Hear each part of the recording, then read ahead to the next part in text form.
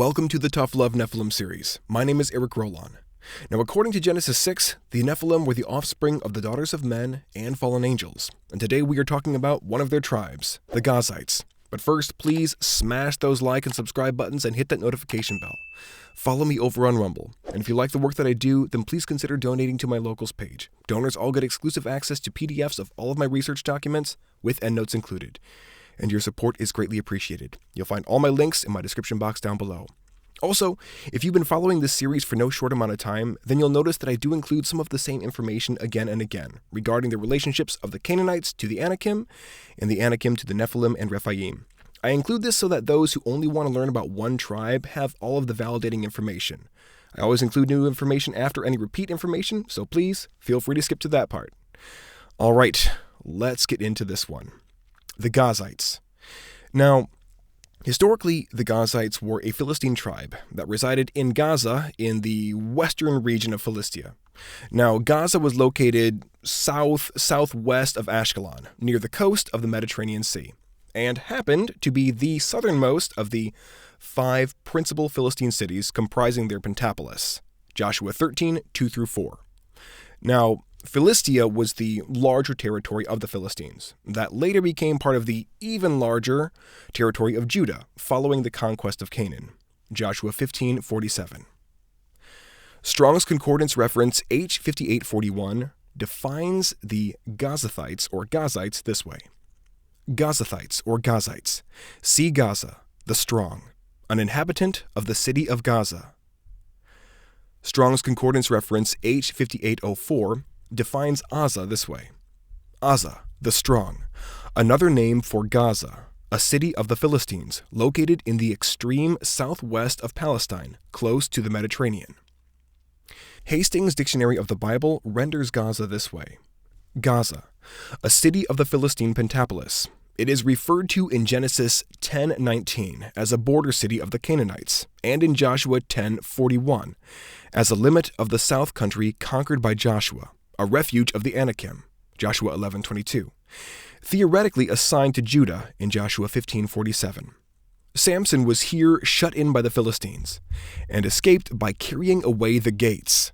He was, however, brought back here in captivity after being betrayed by Delilah, and here he destroyed himself and the Philistines by pulling down the temple.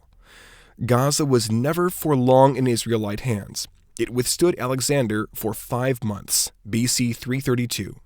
In BC 96, it was razed to the ground, and in BC 57, rebuilt on a new site. The previous site being distinguished as Old or Desert Gaza. It was successively in Greek, Byzantine Christian, AD 402, Muslim, 635, and Crusader hands. It was finally lost by the Franks in 1244. A Crusaders' church remains in the town, now a mosque. It is now a city of about 16,000 inhabitants, and bears the name Guza, R.A.S. McAllister. Smith's Bible Dictionary renders Gaza this way.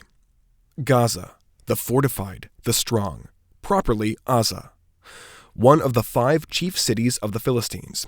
It is remarkable for its continuous existence and importance from the very earliest times. The secret of this unbroken history is to be found in the situation of Gaza. It is the last town in the southwest of Palestine, on the frontier towards Egypt. The same peculiarity of situation has made Gaza important in a military sense. Its name means the strong, and this was well elucidated in its siege by Alexander the Great, which lasted 5 months. In the conquest of Joshua, the territory of Gaza is mentioned as one which he was not able to subdue, Joshua 10:41, 11:22, and 13:3. It was assigned to the tribe of Judah in Joshua 15:47, and that tribe did obtain possession of it in Judges 1:18, but did not hold it long, according to Judges 3:3 and 13:1. And apparently it continued through the time of Samuel, Saul, and David to be a Philistine city.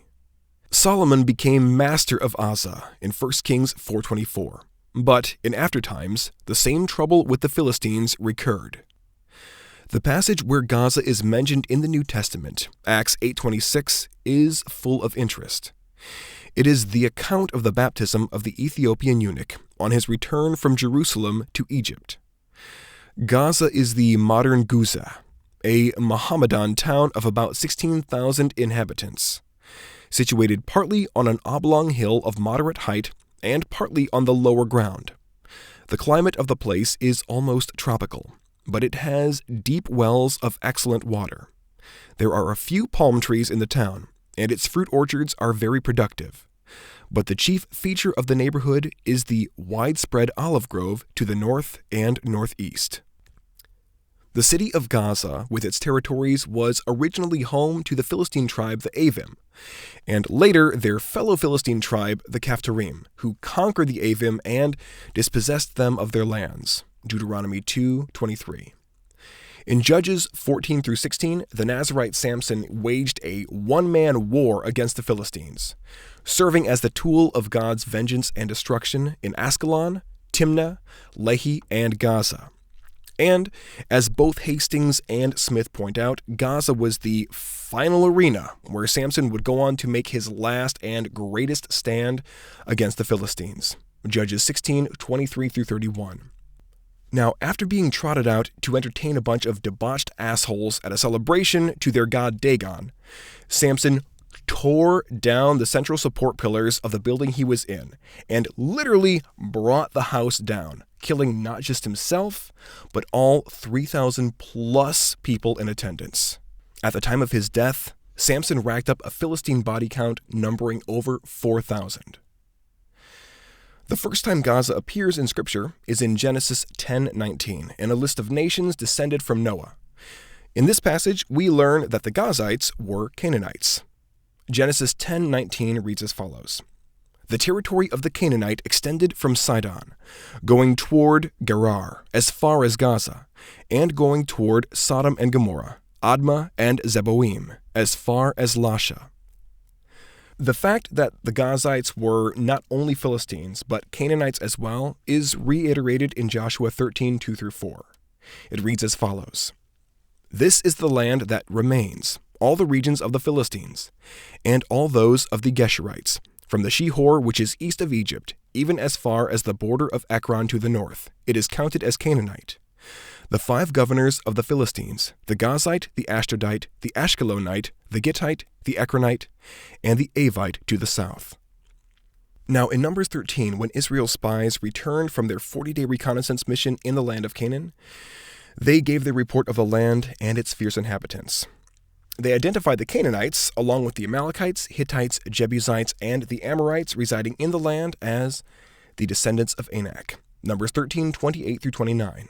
It reads as follows: "Nevertheless, the people who live in the land are strong, and the cities are fortified and very large. And indeed, we saw the descendants of Anak there. Amalek is living in the land of the Negev. The Hittites, the Jebusites, and the Amorites are living in the hill country, and the Canaanites are living by the sea and by the side of the Jordan." After this initial report, Caleb steps up to calm everybody down and encourage them, but 10 of the 12 spies are having none of it. In their continued report in Numbers 13:30 through 33, the spies go on to describe the sons of Anak not just as people of great height, but as Nephilim. Numbers 13:30 through 33 reads as follows: "Then Caleb quieted the people before Moses, and said, 'We should by all means go up and take possession of it, for we will certainly prevail over it.' But the men who had gone up with him said, 'We are not able to go up against the people, because they are too strong for us.' So they brought a bad report of the land which they had spied out to the sons of Israel, saying, 'The land through which we have gone to spy out is a land that devours its inhabitants. And all the people whom we saw in it are people of great stature. We also saw the Nephilim there. The sons of Anak are part of the Nephilim. And we were like grasshoppers in our own sight, and so we were in their sight.'" Now, in this passage, as well as in Genesis 6:4, the Septuagint renders Nephilim as giants. And as a progenitor Nephilim tribe, the Anakim were enormous, fierce, and powerful giants, as Numbers 13 and Deuteronomy 9 collectively point out. Deuteronomy 9:1 through 2 reads, "Hear, Israel, You are crossing the Jordan today to go in to dispossess nations greater and mightier than you, cities that are great and fortified to heaven, a people who are great and tall, the sons of the Anakim, whom you know and of whom you have heard it said, who can stand against the sons of Anak. Now Anak was the son of the Nephilim Arba, Joshua 15:13 and 21:11. And according to Joshua 14:15, Arba was the greatest man among the Anakim. Though the Anakim were a tribe unto themselves, it is important to note that the term Anakim is also used to refer to a combination of 6 other Canaanite tribes and conglomerate tribes in Numbers 13:28 through 33. The Bible also seems to occasionally use the terms Anakim, sons of Anak, descendants of Anak, and sons of the Anakim, not just as tribal references, but as general terms for the post-Diluvian Nephilim or Rephaim. Numbers 13:28 through 33, Deuteronomy 1:26 through 28, and 9:1 through 2, and Joshua 11:18 through 23.